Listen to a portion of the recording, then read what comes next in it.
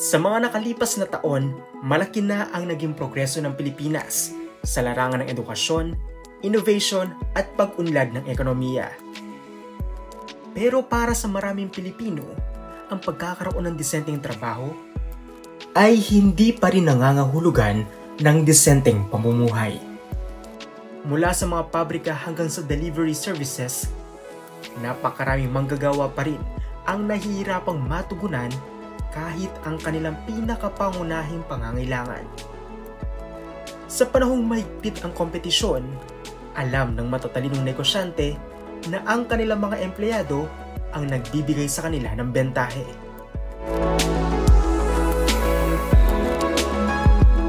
Ang pagbibigay ng sahod na sasapat sa kanilang pamumuhay ay hindi lang tama, kundi isang matalinong business strategy.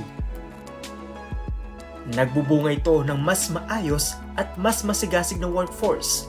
Nakatutulong ito para makuha at manatili ang mga manggagawang may talentong makatutulong sa paglago ng iyong negosyo. Napakahalaga nito sa Pilipinas, kung saan ang lakas paggawa ang sandigan ng maraming industriya.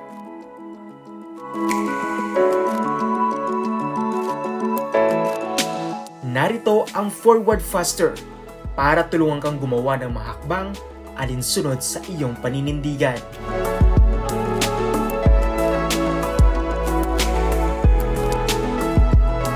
Simulan sa pagtiyak na lahat ng iyong empleyado ay kumikita ng sahod na sapat sa kanilang pamumuhay pagdating ng 2030.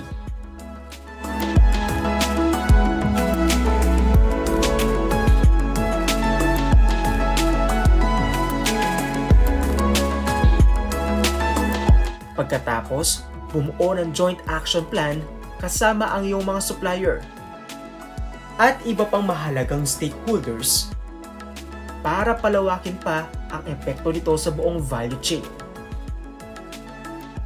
Hindi ka nag-iisa sa layunin ito.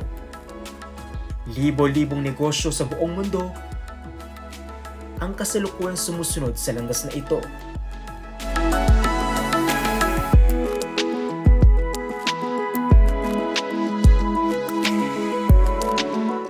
Sumali sa Global Compact Network Philippines.